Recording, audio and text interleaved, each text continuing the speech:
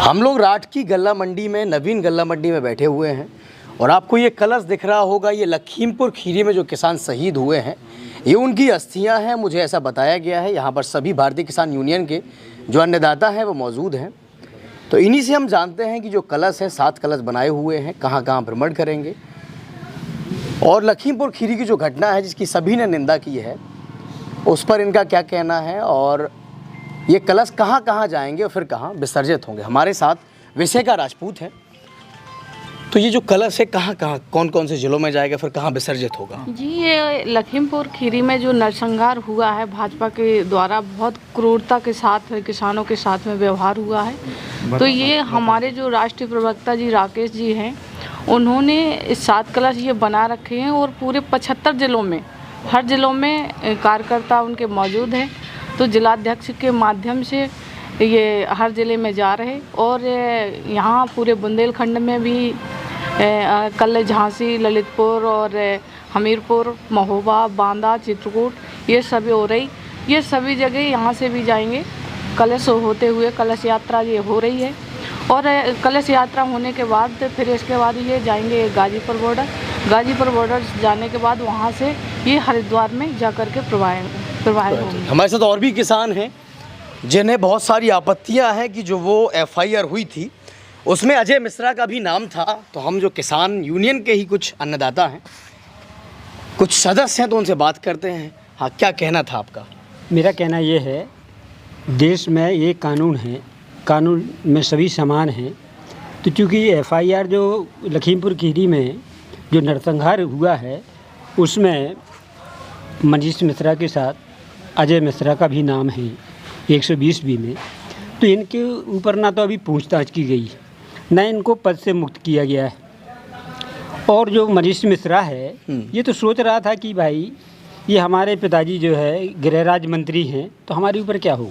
अन्यथा इतना बड़ा नरसंहार तो ब्रिटिश पीरियड में भी नहीं हुआ। ब्रिटिश पीरियड में तो पुलिस गोली चला कर के कांड किया गया था, लेकिन इसमें तो इन लोगों ने खुद ही मान लीजिए, जबकि किसान वापस लौट रहे थे, ऐसा भी नहीं, वापस लौटते हुए इन्होंने गाड़ियाँ चढ़ाईं।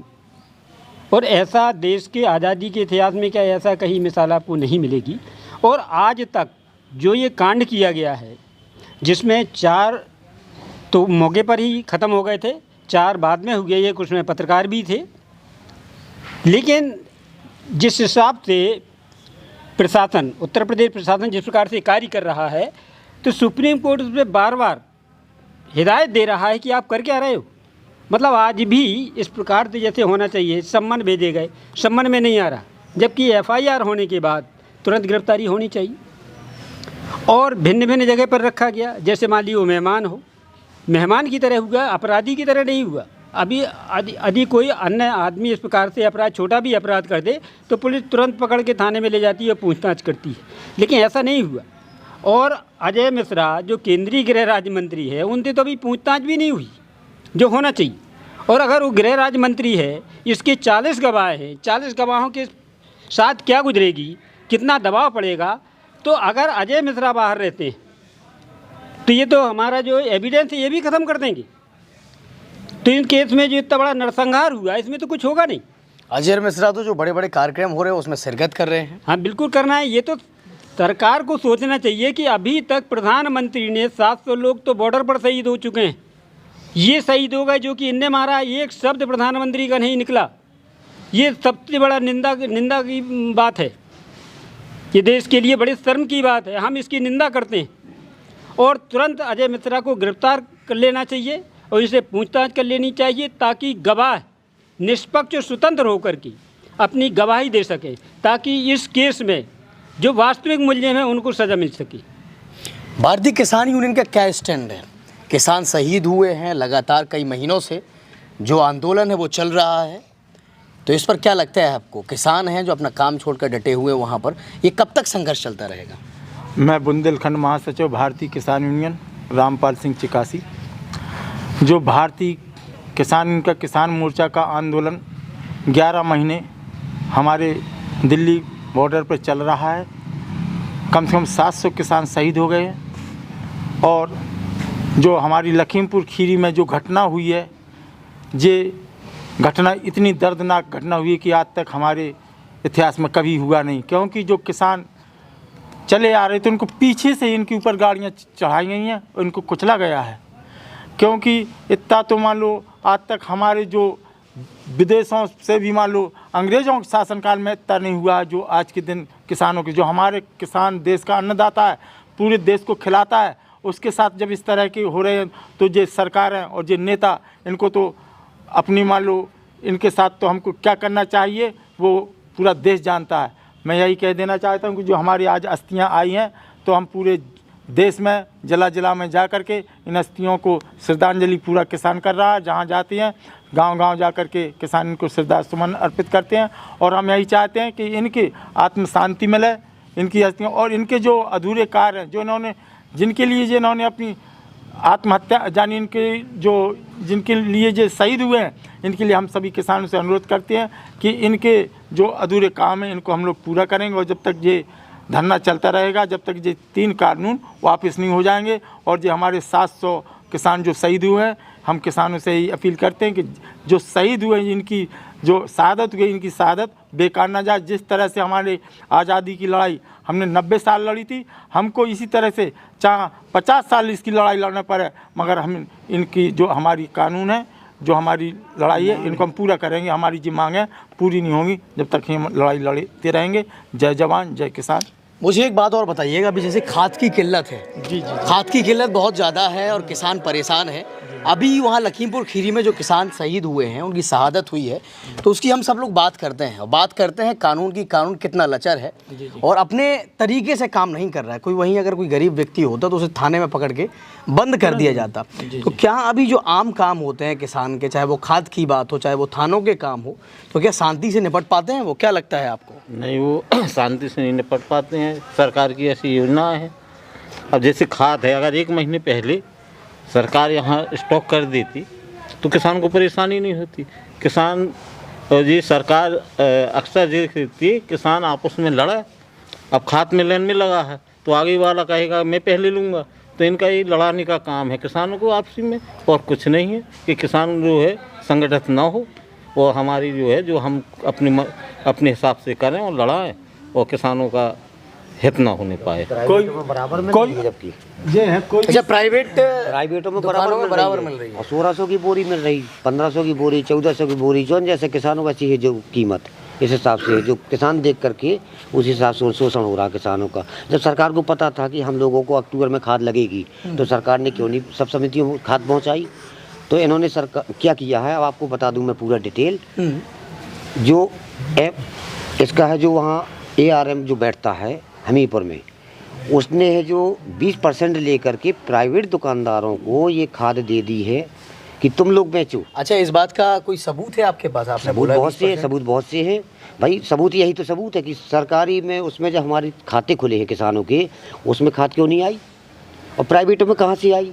और वही खाद प्राइवेट दुकानों में मिल रही है। आपको सबूत देखना हो तो प्राइवेट दुकानों में देखिए, सरकारी खाद जो बढ़ती है समिति में वो खाद प्राइवेट दुकानों में मिलेगी। वो क्यों पहुंची? क्योंकि 20% ARM जो इनका होता है वो बैठा है वहाँ हमीरपुर में कुछ हिस्सा में ऑफिस में, उसने लिया है प्राइवेट दुकानों से पैसा। आपकी भारतीय किसान यूनियन की टुकड़ी हमारे साथ चलने को राजी होगी? जो प्राइवेट दुकानों में जहाँ खाद मिलता है वहाँ चलेगी हमारे साथ, जैसे आपने कहा है अभी? बिल्कुल चलेगी। हम लोग जाएंगे, देखेंगे। और गवर्नमेंट का सबसे बड़ा सिस्टम है उद्योगपतियों को बढ़ावा देना। यदि ये अपनी खाद मंगा देते पहले तो हम लोग प्राइवेट में क्यों खरीदते? प्राइवेट में हम खरीदते नहीं, उद्योगपतियों को फ़ायदा नहीं होता। तो गवर्नमेंट की मेन मंशा है उद्योगपतियों को बढ़ावा देना। और जैसे कि हम विश्राम गृह में बैठे हैं, यहाँ पर मुझे पता चला कि जो बेसिक सुविधाएँ वो यहाँ पर नहीं है। किसानों ने मिल के बताते हैं कि पहले किसान मंडी का उन्हीं का कब्जा था, किसानों ने मिलके। अच्छा, किसका कब्जा था? यहाँ पर क्या है, पहले जो है मंडी सचिव ने इसको किराए पे दे रखा है। अच्छा, किराए पे दे रखा था। हम लोगों ने लड़ाई लड़ी थी एक बार, यहाँ पर सारा सामान, यहाँ पर जो तख्त आ गए थे, पंखे आ गए थे, सब कुछ था। लेकिन बाद में जो मंडी सचिव आया उसने पता नहीं किसको दे दिया है। हम लोग विगत 1 साल से मांग कर रहे हैं कि हमारा जो सामान, चूँकि किसान यहाँ आता है, गर्मियों में बड़ी दिक्कत होती है जब समर्थन मूल्य पर खरीद होती है, तो यहाँ पर 1-1, 2-2 दिन रुकना पड़ता है। तो ये उनकी सुविधा के लिए है। और यहाँ पर कुछ भी नहीं है, सारा का सारा सामान या तो बेच दिया गया है, किसी को दे दिया है। अच्छा, सचिव का नाम बताएंगे आप मुझे, कौन है सचिव अभी मंडी तो सचिव? अभी तो देखिए अभी बदला है, नया आया है। नया है। कोई नए आए? हाँ, नया आया सुमेरपुर में, वही देखता हूँ, वही यहाँ देखता है। तो अभी कोई नया आया है, उससे हमारी मुलाकात भी नहीं है। क्या बेसिक सुविधाएं कुछ नहीं है? यहाँ कुछ भी है। क्योंकि हमको किसानों के यहाँ रुकने के लिए विश्राम गृह बनाया गया था और किसान यहाँ रुकते भी हैं। किसान बेचारे आते हैं, मच्छरों में चित्ते रहते हैं, जबकि किसान के लिए यहाँ पंखा होना चाहिए, कूलर होना चाहिए और यहाँ मान लो इनके लिए खाने पीने की व्यवस्था होना चाहिए। ये कुछ नहीं है। अभी 6 महीने पहले यहाँ पर एक उस खिता का नाम जो यहाँ का SMI था उसको रुकाए हुए थे सचिव। हम लोगों ने यहाँ 10 दिन धरना दिया, तब ये विश्राम गृह खाली कराया। तो गर्मी अभी कुछ किसान रुकते भी हैं और चले जाते हैं। हम लोग यहाँ पर रहते हैं और अपना पूरा किसानों का वो करते हैं। और जो खाद की बात है, आप कह रहे हैं कोई भी सरकार हो, जब चुनाव आते हैं तो कोई भी किसान और मजदूर की बात करते हैं कि हम किसान को पानी देंगे, मजदूर को ये देंगे, किसान को ये सुविधा। और जब चुनाव के बाद फिर ना तो, क्योंकि हमारा ये उद्देश्य है, हमको खाद की ज़रूरत है, समय से हमको खाद नहीं मिलती, बीज की ज़रूरत है, हमको अच्छा बीज नहीं मिलता, हमें जिस समय लाइट की ज़रूरत है उस समय, तो जिस सरकारों को भी हमको किसानों को बुरी तरह से मारना चाहती हैं। जबकि हमारी खाद 1 महीना यहाँ पहले, हम कहते हैं कि जब हमकी ज़रूरत है उसके 1 महीने पहले आप स्टॉक करिए। हमारी लाइट है, हमको इस समय पलेरा की ज़रूरत है, हमारी लाइट की तार खराब होती है, उस समय लाइट सबसे ज़्यादा जाती है। तो हमारे किसानों की इन सरकारों ने यही सोच लिया कि जब किसान यहाँ का बेहाल हो जाएगा तभी हमारे पीछे झंडा और डंडा लेकर के चलेगा, हमारी सेवा करेगा। और किसान मजबूत रहेगा तो देश में तो इनकी कोई सेवा नहीं करेगा। तो ये कोई भी सरकार, जो भाजपा सरकार ने तो किसान को बुरी तरह से बिल्कुल मार दिया है और परास्त कर दिया है। तो इस समय खाद के लिए हम लोग चाहते हैं, अगर हम आज ये अस्थियाँ जाती हैं, हम हर उसमें केंद्र में जाएंगे। अगर खाद नहीं आएंगी तो हम हर केंद्र में यहाँ धरना प्रदर्शन करेंगे और उस कर्मचारियों को जाम भी लगाएंगे। और हम ये वादा करते हैं। मैं बुंदेलखंड महासचिव, हमारे से पूर्व प्रदेश उपाध्यक्ष राम सैनी राजपूत हमारे साथ हैं, जो तहसील अध्यक्ष भी हैं, जिला वाले हैं। मैं ये कह रहा हूँ SMI जो इसमें रुके हुए थे उनको हाउस अलाउंस भी मिलता होगा। ये भी एक अपराध है, इसको बड़ा गंभीरता से लीजिए। हाउस अलाउंस भी गवर्नमेंट से ले रहे थे और रुके यहाँ थे। हम आपके साथ चलेंगे अभी फिर से, यहाँ आपको भी दिखाएंगे कि आखिर इन कमरों में जो बेसिक सुविधाएं हैं या नहीं है। और भी कोई कुछ कहना चाहता है सरकार को? मैं एक चीज़ और कहना चाहता हूँ, यहाँ पर किसानों के लिए खासकर बिजली की किल्लत रहती है, क्योंकि यहाँ पर सिंचाई सुविधाएं बिल्कुल नगण्य है। इसमें क्या है कि अगर छोटा किसान है, अगर जिसके पास 1 हेक्टेयर से कम है, अगर वो ट्यूबवेल लगवाता है तो आधा बीघा तो उसमें चली जाएगी उसकी, और जो बिजली का बिल वो 25,000 रुपये आएगा। वो क्या करेगा? अगर और किसी किसान के पास 4 मौजों में ज़मीन है तो क्या 4 ट्यूबवेल लगवाएगा? तीसरी बात ये है कि अभी पिछले वर्ष टेम्परेरी कनेक्शन दिए गए, उनकी लाइन बनी हुई है। अगर वो आज उसमें परमानेंट कनेक्शन करवाना चाहते हैं तो एस्टीमेट बनाया जा रहा है। अब एस्टीमेट बनाया जा रहा है कि सामान आप गोदाम से खरीदें। ऑलरेडी जब लाइन बनी थी, जिसको कि विद्युत विभाग ने देखा, विद्युत विभाग लाइन देख करके ही कनेक्शन दिए गए।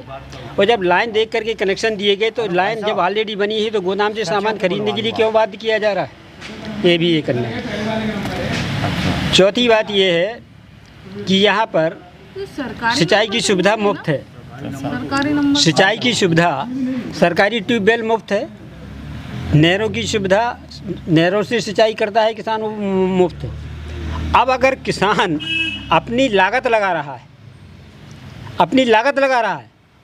और बिल दे रहा है, ये क्या उसके ऊपर जुर्माना लगाया जा रहा है? तो ये कम से कम कनेक्शन काटे जा रही हो। अरे सुनो तो ये जुर्माना है और ये लागत बढ़ती है। तो कम से कम अगर वो लगाता है तो सिंचाई ही तो करता है वो। आपकी पॉलिसी है, 2012 में ये पॉलिसी बनी थी कि दोनों सुविधाएं, पानी किसानों को सिंचाई के लिए मुफ्त मिलेगा। तो यहाँ पर क्यों नहीं? क्योंकि हम तो इसमें पूरी लागत लगा रहे हैं, उसमें तो गवर्नमेंट लगाती है, 25 लाख रुपए लगाती है। हम पूरी लागत लगाते हैं, आधा बीघा ज़मीन बर्बाद करते हैं। तो फिर हमसे ये जो है बिजली का बिल क्यों लिया जा रहा है? ये तो किसानों के साथ अन्याय है। आपके अनुसार मतलब बिजली सरकार को मुफ्त करनी चाहिए? नहीं, किसान को ट्यूबवेल की बिजली मुफ्त देनी चाहिए, अन्यथा ये दोहरा मापदंड है। एक तरफ किसानों को सुविधा दी जा रही फ्री की और एक तरफ कुछ किसानों को जो है लागत दी लग रही है, तो ये तो अन्याय है, क्योंकि एमएसपी एक है। क्योंकि जब किसान बेचने आता है तो उसकी एमएसपी एक है, तो उनके साथ तो अन्याय हो गया। एमएसपी की आपने बात की, मुझे एक बात और बताइए, मंडी में कई सारे दलाल जो हैं वो सक्रिय हैं। किसान आते हैं, किसानों का माल नहीं बिक पाता है, और जो बिचौलिए होते हैं, जो व्यापारी होते हैं, उनका माल जो है एमएसपी पे बिक जाता है। तो इस पर क्या कहेंगे आप? इस पर क्या कहेंगे, मतलब वो है दलाल जो है किसानों को ना तो किसान का कुछ माल बिक पाता है। जो दलाल हैं, दलालों का माल बिक रहा है, उन्हीं के वो करके मैं अपना खुद बता रहा हूँ। मैंने इन्होंने ऑनलाइन पंजीकरण कर दिया।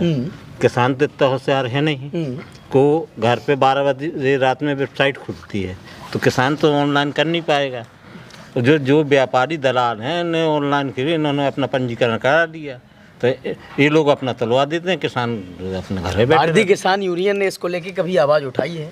अभी इन दलालों से लड़ने की कोशिश कई बार आवाज़ उठाई है। भारतीय किसान, इस समय उर्दा की खरीद हो रही थी, उस समय शहजाद था यहाँ पर एक वो था, उसके लिए भी हमने मान लो यहाँ से कराया था। क्योंकि जिस समय जो एमएसपी खरीद होती है, उर्दा की हो, चाहे चना की हो या गेहूँ की हो, तो ये जो जितने बड़े बड़े जो हैं, आपने जो बात कही है, जो बड़े दुकानदार हैं, इनको छोटे किसानों से खरीद लेते हैं, और जो कमीशन देकर के 100-200 रुपया कमीशन देकर के अपना जो हमारे श्री ज्ञा प्रसाद जी ने बताया कि रात को ऑनलाइन कर देते हैं। क्योंकि कई किसानों के इन्होंने वो कर लिया, क्योंकि इनके पास रहता है, तो इन्होंने कई किसानों को सेट कर लिया कि भाई हम तुम्हारी ये सुविधा देंगे, वो देंगे, कभी 2-4-5 रुपये उनको यानी खर्चा के लिए दे दिए। तो इस तरह से जो गरीब किसान हैं, इन्होंने सेट करके हज़ारों बोरा मान लो जो एमएसपी पे जो लोग बेच लेते हैं, हमारे किसानों का 1400-1500 रुपये में खरीदते हैं, जो 1900 रुपये में बड़े बड़े जो दुकानदार हैं वो चाहे तो कहीं ना कहीं वो किसान भी जिम्मेदार है। किसानों को जागरूक करने की कोशिश नहीं की आपने? हाँ, हम बता रहे हैं, किसान कहीं दोषी नहीं है। क्योंकि जब 10-20 क्विंटल हो, उसका मान लो उसको आज के दिन खर्चा की ज़रूरत है। हमारा एमएसपी, हम तो कहते हैं जो गांव में जो हमारा एक निर्धारित रेट हो जाए, हमारा गल्ला घर से बिकना चाहिए किसान को। अगर हमारे पास 10 क्विंटल है और जो महीनों में पेमेंट देते हैं, डालते नहीं, वो हमको आज मान लो हमारे बच्चे की पढ़ाई है या मान लो हमको डीजल की ज़रूरत है, अब 15 दिन हम कहाँ तक इंतजार करेंगे? हमारा सरकार किसान का और सरकार का एक अनुबंध है। एमएसपी के माने हैं कि किसान और केंद्र सरकार एक अनुबंध करती है। फसल बोने के पहले एमएसपी घोषित करती है। एमएसपी घोषित करने के माने हैं कि आपसे हम वादा करते हैं कि आप इस फसल को बोइए, हम इस फसल को इस कीमत पर लेंगे, और इसमें अगर इससे ज़्यादा मिलता है तो आप स्वतंत्र हैं। तो हमें तो केंद्र सरकार धोखा दे रही। मंडी एक्ट के अनुसार जो 1965 में छोटू राम ने किया था, मंडी एक्ट के माने यही है कि एमएसपी से कम पर नहीं बिकना चाहिए, क्योंकि और केंद्र सरकार किसानों को धोखा दे रही है। केंद्र सरकार जो हमारा अनुबंध है वो घोषित करती है। घोषित करने का मतलब क्या है? तो हमारा किसानों का और केंद्र सरकार का ये अनुबंध है। वो वादा करती है बुवाई के पहले कि हम आपको ये कीमत देंगे, बाद में उससे मुकर जाती है, वो नहीं देती है। ये किसानों के साथ अन्याय है। तो बहुत कम किसान होते हैं, परसेंटेज किसानों को बहुत कम होता है जो एमएसपी पर अपनी फसल जो है बेच पाता है। मैं चाहूँगा और आप भी देखें, ये निरीक्षण करते हैं, हम लोग जाते हैं इन कमरों में, आप भी साथ चलिएगा। इन कमरों में आखिर क्या क्या बेसिक सुविधाएं हैं और किन किन सुविधाओं की कमी है, यहाँ पर क्या है। यहाँ पर मुझे दिख रहा है यहाँ पर कुछ बोरे वगैरह रखे हुए हैं, जबकि जो किसान है टोरा भी उनका नहीं, जो उर्दा बेकार नहीं है। अच्छा। जिनका माल बेकार नहीं, वो माल किसान यहाँ है रुके वो रख गए हैं। अच्छा, माल किसानों का ही है? किसानों का है। आप देखेंगे यहाँ पर कोई भी जो है पंखा नहीं है, न कोई सुविधा, कुछ भी सुविधा नहीं है, और मुझे बल्ब वगैरह भी दिखाई नहीं दे रहा है रोशनी के लिए। हाँ, ये रॉड वगैरह है, लेकिन उसमें भी कनेक्शन नहीं है, जलते नहीं है कुछ जो है, ना पंखे हैं। मुझे लगता है जब विश्राम करें तो यहाँ पर प्रॉपर चाहे तखत हो, चाहे बैठने के लिए, कोई सुविधा नहीं, कोई सुविधा नहीं। और जो किसान का माल है यहाँ बिकना चाहिए। जो किसान का माल नहीं बिका है, कुछ रुके हैं, तो किसानों ने कुछ माल अपने रख भी गए हैं, और अभी तक माल उनका माल बिक नहीं पा रहा है। और जो उर्दा रखे हैं जे और मटर, तो अभी तक इनका माल नहीं बिक पा। यहाँ कोई सुविधा नहीं, जबकि यहाँ मान लो 10 पलंग होना चाहिए, 10 गद्दा होना चाहिए, रजाई किसी यहाँ पंखा भी होना चाहिए। कोई भी ऐसी सुविधा नहीं यहाँ पर जो मान लो किसानों के हित में। बिल्कुल, तो मैं आपको बता दूं, हम लोग किसान विश्राम गृह में हैं। जैसा कि नाम से विदित है कि ये किसानों के विश्राम के लिए है। लेकिन यहाँ पर किसानों के विश्राम के लिए कुछ भी नहीं है, ना कोई पंखा है, ना कोई लाइट है, रॉड लगा हुआ है, लेकिन उसमें कनेक्शन नहीं है और हालत भी जो बोर्ड आप देख रहे होंगे वो भी टूटा फूटा है। और यहाँ माल, हालांकि जो बताया गया मुझे, माल किसानों का ही है। कि सचो के यहाँ पूरा पेमेंट आता है इसकी व्यवस्था के लिए, रंगाई पताई के लिए, हर चीज़ की पूरा पेमेंट। इसकी व्यवस्था के लिए पूरा होता है, पेमेंट होता है। यहाँ ये सचो के पास रहता है। ये देखिए, ये है टॉयलेट्स यहाँ के।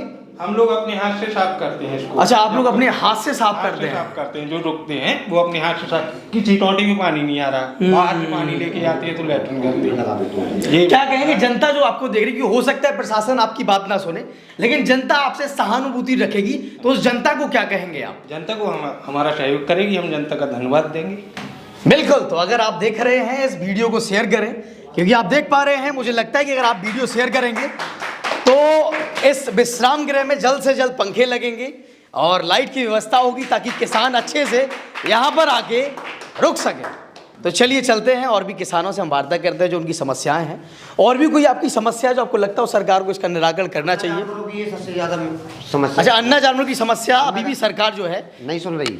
कहीं पर पूरे 5 साल होने वाले हैं, लेकिन कुछ भी कोई व्यवस्था नहीं है किसी भी गौशाला में। कहीं कहीं तो गौशाला है ही नहीं है बिल्कुल। और गाय की ऐसी दुर्दशा हो रही है कि रोडों के किनारे मरी पड़ी है गाय। तो भाई, और एक तरफ सरकार कह रही है, योगी सरकार कह रही है, उन्हीं ने प्रतिबंध लगाया है जी गाय पे। एक तरफ सरकार कह रही है, योगी सरकार की गाय हमारी माता है। जब माता है तो माता की ऐसी दुर्दशा कि रोडों के किनारे मरी पड़ी, गौशाला में मरी पड़ी, उनके भूसा नहीं है, चारा नहीं है, डॉक्टरों की व्यवस्था नहीं है। तो अब ये बताइए, वो एक तरफ कह रहे कि हम गुड़ खिला रहे, गाय को पालन कर रहे, सेवा कर रहे, बजट निकाल रहे, तो भाई बजट जाता कहाँ है? प्रधानों से पूछा जाता है, वो कह रहे सचिव नहीं देती। सचिव कहते कि हमें बेडियो नहीं देती। बेडियो से पूछा जाए तो वो कहते हमें वहाँ से पशु चिकित्सालय को पूरा सौंप दिया जाता है, और पशु विभाग के जो डॉक्टर होता है दिल्ली लेवल का, उनके यहाँ पूरा बजट रहता है, उनकी जिम्मेदारी रहती है, वो हमें नहीं देती। तो हम कहाँ से खिलाएं, कहाँ से क्या करें? एक दूसरे के ऊपर ये थोपते हैं। तो इसकी दुर्दशा है जो हम लोगों की हो रही है। हमारे खेतों में गाय चली जाती है, हम लोगों की फसल चढ़ जाती है, तो हम लोगों के किसानों की हार्ट अटैक हो जाती है, कई मौतें भी हो चुकी हैं। बुंदेलखंड में 7 जिलों में यही पोजीशन चल रही है, कहीं भी आप देख लीजिए। जबकि डीएम ने फरमान किया कि सड़कों पर एक भी गाय नहीं दिखाई देना चाहिए, लेकिन फिर भी घूम रही है। तो डीएम को नहीं समझते यहाँ के जो अधिकारी वगैरह हैं। और डीएम ये भी कह रहे कि जिले के अंदर एक भी गड्ढे नहीं होना चाहिए, सभी गड्ढे बिल्कुल उसको बंद कर दिए जाएँ, डामरीकरण कर दिया जाए, वो चिन्हित करके उनको गड्ढों को। लेकिन अभी सब जगह पूरी सड़कों में देख लीजिए, सब जगह गड्ढे गड्ढे एकदम सड़कों। चलिए, तो विधानसभा चुनाव है, वो आने वाले हैं। नहीं है, डीएम को तो जेब में डाले रहते यहाँ के अधिकारी कर्मचारी। पीछे और देख लीजिए। चलो, यहाँ भी आप देखेंगे कैमरे से, यहाँ पर चारों तरफ जो है गंदगी है, यहाँ से नजर आ रहा होगा। कई बार सफाई के लिए कहा है, यहाँ पीछे से और आप घूमिए जगह, तो कई बार कहा हम लोग स्वयं सफाई करते हैं। भारतीय किसान की जब कोई कार्यक्रम होता है, क्योंकि हम लोग किसान एक आदमी यहाँ रखे, देखिए यहाँ कितनी बड़ी गंदगी है, जिस सफाई के लिए कुछ नहीं करते। हम लोग अपनी मेहनत करके, किसान आता, किसान के लिए हमने चूल्हा भी बनाया, अपनी लकड़ी लेकर के आते हैं, खाना बनाते हैं किसान।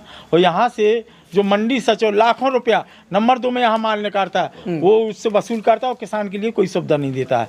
जबकि हमने कई बार कहा मंडी सचिव से कि आप यहाँ किसानों के लिए, मान लो ठंड है या गर्मी है, इनके लिए बढ़िया रजाई गद्दा कुछ तो दो, कुछ नहीं, और सफाई भी नहीं करते। बिल्कुल, हम किसानों की बात करते हैं, किसानों को अन्नदाता कहते हैं और चिल्लाते फिरते हैं। लेकिन अगर ये वीडियो आप देखें तो शेयर करें, ताकि प्रशासनिक जो अधिकारी हैं और नेता है, उनके आंख और कान खोलें और वो किसानों की व्यवस्था जो है यहाँ पर करवाएं। तो जरूरी नहीं है किसान की जो बात है ना प्रशासन सुनता है ना शासन सुनता है, लेकिन जनता अगर सुनेगी, आपकी सहानुभूति इनके साथ रहेगी, आप वीडियो को शेयर करेंगे। नेता कहते हैं हम किसानों के साथ हैं, नहीं चुनाव में सब नेता कह रहे हैं, इस समय हर पार्टी के नेता कह रहे हैं हम किसानों के साथ हैं। लेकिन जिस समय जो सरकार है, तो कम से कम सरकार को सोचना चाहिए कि हम इस समय सत्ता में है, तो सरकार हमारी व्यवस्था सब कुछ करे किसानों की। और हमने 14 में जब इनको जो बनाया किसानों ने, आम जनता ने, ये 14 साल पीछे चली गई थी, तो हम कि चलो इनको बना दें। इन्होंने वादे किए थे कि हम 15-15 लाख देंगे, किसानों के हर खेत में पानी देंगे, किसानों के जो बिजली 24 घंटे देंगे, किसानों के लिए हर चीज़ कहा था उन्होंने। लेकिन एक भी नहीं किया, और कहा था कि हम 22 तक 2 गुनी आमदनी करेंगे। 2 गुनी आमदनी का वो 4 गुने पीछे चला गया, किसान गड्ढे में पटक दिया इन्होंने। कोरोना काल में तो और किसानों की दुर्दशा कर दी, आम जनता की दुर्दशा कर दी, सड़क पे कर दिया प्रत्येक आदमी को। फैक्ट्रियां जो थी यहाँ देश के अंदर 3 लाख कंपनियां थी, 3 लाख जो फैक्ट्रियाँ थी अपनी, तो वो 3 लाख फैक्ट्रियाँ देश की बेच दी मोदी सरकार ने। अब बताओ वो 3 लाख में कितना आदमी काम कर रहा था, तो सारे सब बर्बाद हो गए। इन्होंने सब। मुझे ये बताइए, सभी से एक सवाल है मेरा कि विधानसभा चुनाव है, विधानसभा चुनाव आने वाले हैं, तो विधानसभा चुनाव में भारतीय किसान यूनियन का स्टैंड क्या है, क्या करेगी? हराओ, सीधा खुले माइक लगा करके प्रचार किया जाएगा, बीजेपी हराओ।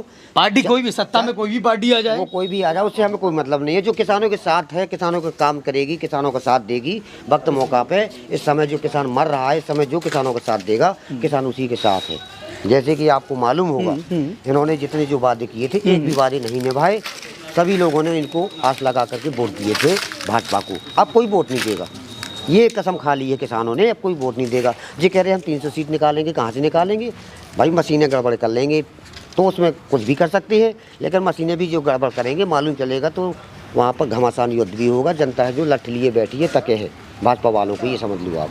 कहीं पर भी कुछ भी हो सकता है। बेसिकली जी मेरा आपसे भी सवाल है, जो विधानसभा चुनाव है, क्योंकि किसानों को लगभग 11 महीने करीब हो चुके हैं, तो भारतीय किसान यूनियन का, जैसा कि मैं भी आपके ही सदस्य हैं भारतीय किसान यूनियन से जाना मैंने, तो आपको क्या लगता है विधानसभा चुनाव में भारतीय किसान यूनियन का स्टैंड क्या रहेगा? ये तो स्टैंड ये है कि हमारी तो कोई भी सरकार हो, हमारी समस्याएं दूर करे।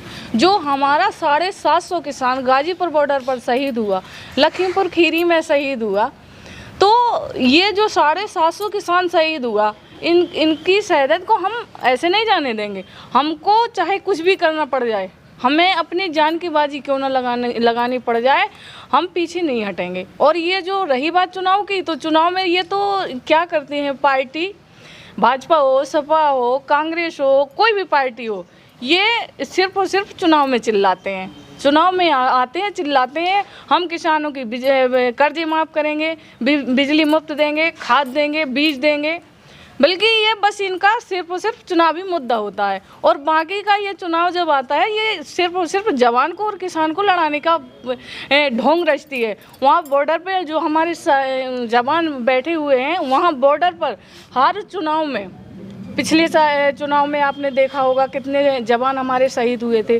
और आज भी वही रवैया हो रहा है। चुनाव जैसे जैसे नज़दीक आता है, वैसे ही हमारे जवान शहीद हो रहे हैं। कभी किसी नेता का बेटा आपने मरते हुए देखा है? नहीं देखा है, क्योंकि ये अपने बेटों को, अभी देखो किसानों के बेटों की पढ़ाई देखो कहाँ जा रही है पढ़ाई, जो इन्होंने कोरोना काल में किया, स्कूल बंद, मंदिर बंद, जबकि दारू के ठेके सारे खोले गए। और आज जो महिलाओं, खासकर मैं एक बात आपसे कहना चाहूँगी कि जो सरकार ने निकाला है कि अब महिलाओं के लिए दारू, तो इससे अच्छी और विकास की गंगा तो बहने वाली है नहीं भाई। इसी में सारी जो आपने जो विकास किए, अब जो महिलाओं के लिए, क्या महिला इतनी गिरी हुई है कि आप महिलाओं के लिए दारू का काम करने जा रहे हो? अरे शर्म करो, कम से कम महिलाओं को घर बैठे कुछ रोजगार दो, कुछ ऐसे रोजगार दो, सिलाई वगैरह के रोजगार दो, जो आपने ये कौशल विकास के तहत कुछ भी रोजगार आप डालो महिलाओं के लिए, जो घर में फुर्सत में महिलाएं बैठी रहती हैं बेरोजगार। आज आपने जो बेरोजगारी चला दी, लगे हुए लड़के आपने निकाल दिए, आपको शर्म आनी चाहिए। कम आप चुनाव आता है तो तब तो तुम्हें किसान याद आता है, जब चुनाव तुम्हारे ख़त्म हो जाते हैं तो तुम्हें वही किसान आपको दुश्मन नज़र आने लगते हैं। तो मैं जो गाजीपुर बॉर्डर पर किसान बैठे हुए हैं, फिर आपके कैमरे के माध्यम से कहना चाहूँगी, और मैं श्रद्धांजलि देना चाहूँगी उन जवानों को जो शहीद हुए बॉर्डर पर, और उन किसानों को जो शहीद हुए हमारे लखीमपुर खीरी में, और जो शहीद हुए हमारे 750 किसान बॉर्डर पर। मैं उनका ये व्यर्थ नहीं जाएगा, कंधे से कंधा मिला करके चलेंगे हम जो बहनें हैं। मैं सभी देश की अपनी बहनों से कहना चाहूँगी कि जो हमारे किसान भाई बैठे हैं, उनका कंधे से कंधा मिलाकर हम लोग साथ देंगे और बाहर निकलेंगे। अभी तो सिर्फ हमारे किसान भाई, जिस दिन अगर महिला शक्ति निकल के रोड पर आ गई, मोदी जी को लेने के देने पड़ जाएंगे। इससे अच्छा है कि मोदी जी जो हमारे लिए कानून जबरन थोप रही है, हमें नहीं चाहिए। अरे तुम कानून हमारे लिए लेके आए हो, कम से कम जो तुमने स्थगित कर दिए, 2 साल के लिए स्थगित कर दिए, आप 2 साल के लिए इस्तीफा क्यों नहीं दे रहे? 2 साल के लिए इस्तीफा दे दो आप भाई। तुमने कानून तो आपने स्थगित कर दिया, आपने इस्तीफा क्यों नहीं दिया? हम आपका इस्तीफा मांग रहे। और मैं तो चाहूँगी कि जब तक कानून वापसी नहीं, राकेश जी का कहना है कि जब तक बिल वापसी नहीं तब तक घर वापसी नहीं, और यही हर किसान की जुबान से निकलेगा कि जब तक बिल वापसी नहीं तब तक घर वापसी नहीं। तो हमारे साथ भारतीय किसान यूनियन के पदाधिकारी और सदस्य थे और आप देख रहे थे जनता का राज। मैं राघवेंद्र राजपूत, धन्यवाद।